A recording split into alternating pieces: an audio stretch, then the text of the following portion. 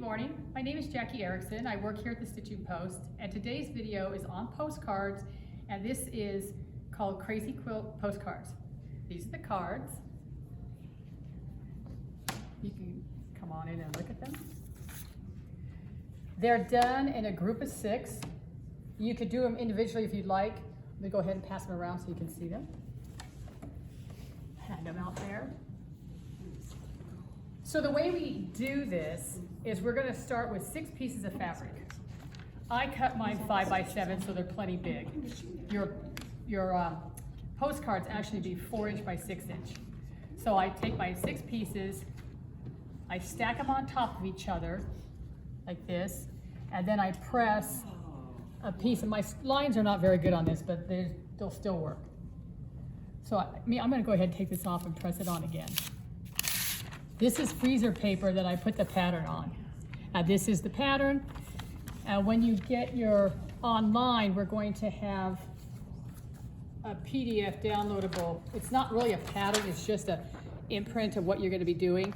So you have a 4 by 6" blank piece, and you have one with the lines that I put on, but you could choose your own design in that one there. That will be available online. So you'll need a piece of freezer paper.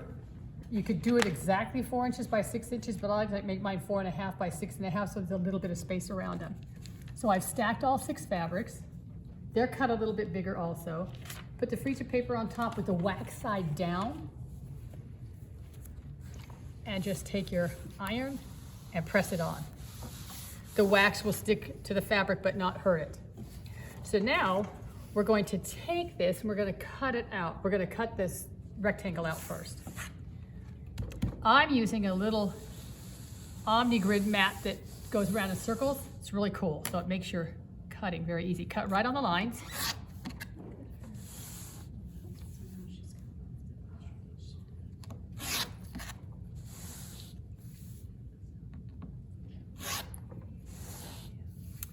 And now we're going to cut on the lines that I drew on my freezer paper.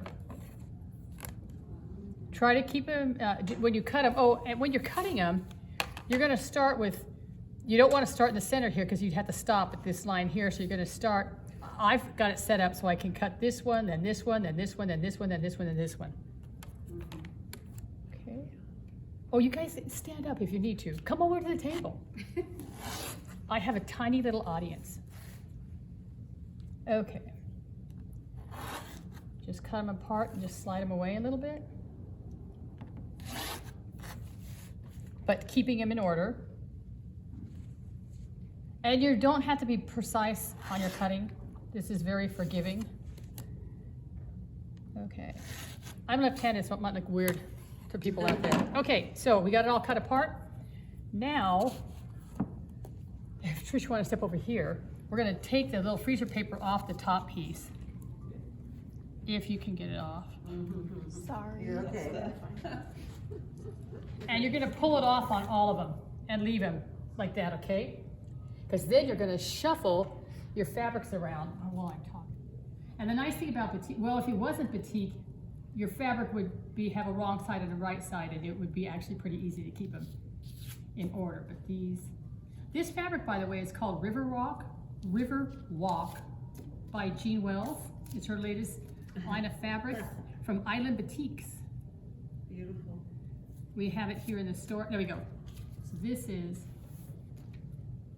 oh, and they stick to you. Okay. So what you want to do is you want to take your postcards, 6 of them, lay them out, and shuffle your pieces around. Since there's 6 different fabrics, there should be 6 different ones on each postcard. See, like I could put that one there. If I want, but this, oh, that's the same as that one. Anyway, this is a whole separate set. So I'm going to set that off to the side. They don't have to be perfectly put on there, but when you go to press them, I already pressed this one. You want to straighten them out as best as you can. Start on one end. I'll work on it from this end so you can see. Come on. And they don't have to overlap, well, they shouldn't actually be overlapping because they're cut exactly the size of the fast diffuse. which is our foundation. Okay, if I wasn't being videotaped, I'd be doing a much better job, but, okay, that's pretty good. So I'm gonna take it over to the pressing board, and I have an applique pressing sheet to protect my board, because the heat will go through this Fast-Diffuse. It can.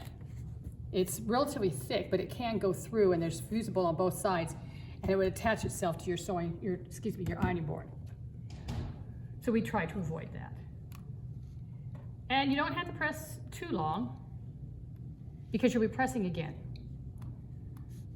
And voila, they're attached. That's really nice. Okay, do that with all 6. I'm gonna take one here, move all my fun stuff, and we're gonna go to the sewing machine. This is the fun part. All those fancy stitches that you get with your machine that you paid so much money for, what do you do with them? You're gonna use them now. You need to make sure you have a foot that has a wide opening so you can see what's going on. Not to mention you don't wanna break your machine needle. So here's my stitches over here. I have gone through and I have picked the ones I like. I'm going to do, where's the little star one? Right there. I love this one. So when you're sewing this together, on your, you can see on the pattern here, when you're stitching, you want to start with the one that is that's going to get covered up. Like this one, I think I have a little cheat sheet. Yeah, here we go. I wrote, oh, these are different ones. Never mind. That's a different figuration if you want to do a different type of crazy quilt.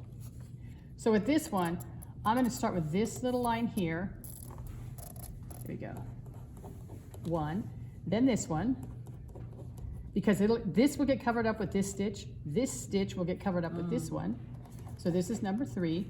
This stitch will get covered up with this one, so that's number 4, and this stitch will get covered up with this one, so that's number 5, and that will end it.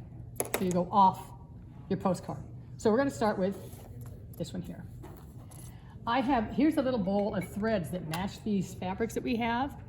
And we will put the numbers online so that you have access to the numbers of the thread. It's Mettler Thread.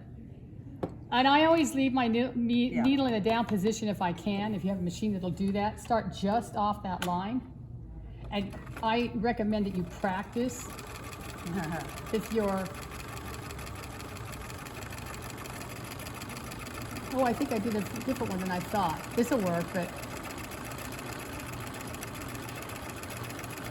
I thought it was the star guy. Oh, no, I meant to do that one, but we're not going to change in the middle of this. And I use a different color for each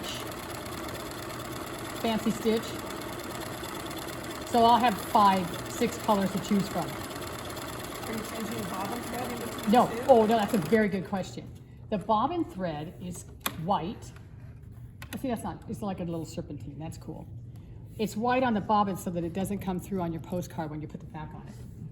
One of these guys. This one, because it does in a lot Yeah, of see, not bad. depending on what you're doing, the top thread will come through a little bit on the bottom. You can see that.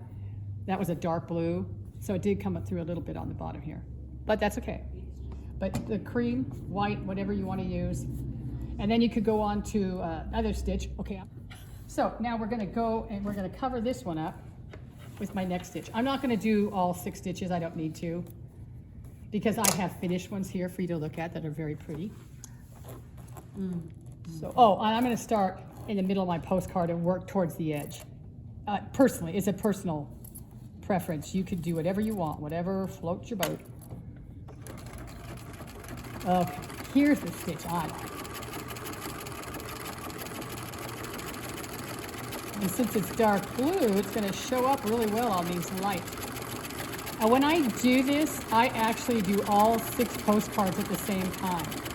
Oh, see this gap of white that's in there? Assembly line. That's a good point where you would use like a stitch like this, which will cover up that white that I left behind.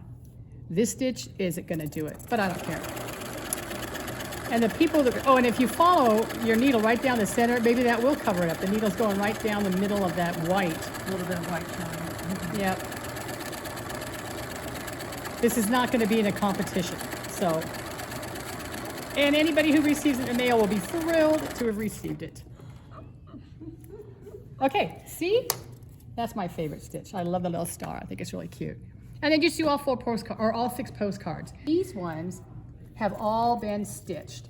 And if you look at them, you'll notice that that stitch color is the same on all of them. Just because But use different stitches. different stitches. You could do different colors on every stitch if you want. I was just going for speed here, so I did, they're all the same. That makes Oh. great sense. Well, yeah, for me. Okay, so now we're gonna put on the back, which is been pre-stamped. Okay, and there's really no direction on this, so it doesn't matter where you put it. Okay, well, let me turn some of these over so you can see on some of them where the colors did come through. Gee, it'd be the same spot every time because they're all the same. So we're gonna put these stamped muslin backs on.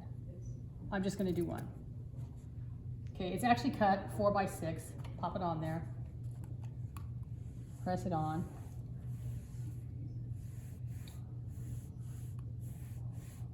Okay, now, oh, what I should have done before this, but I already trimmed them all down. If there was any little pieces of fabric hanging off the edges here, you want to trim those off before you put the back on.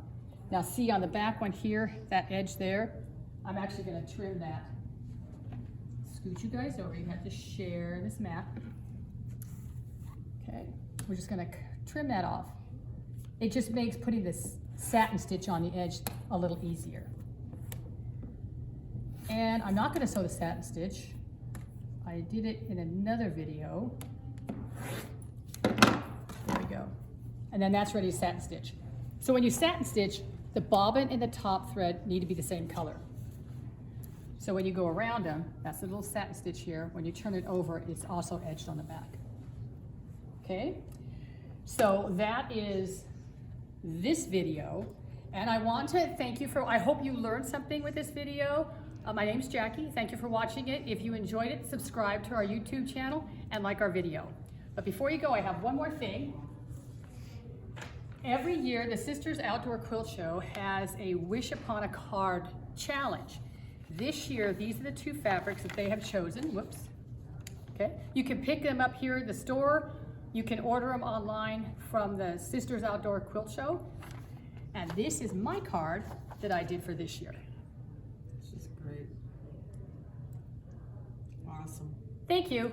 Have a good day. Thanks, Jackie.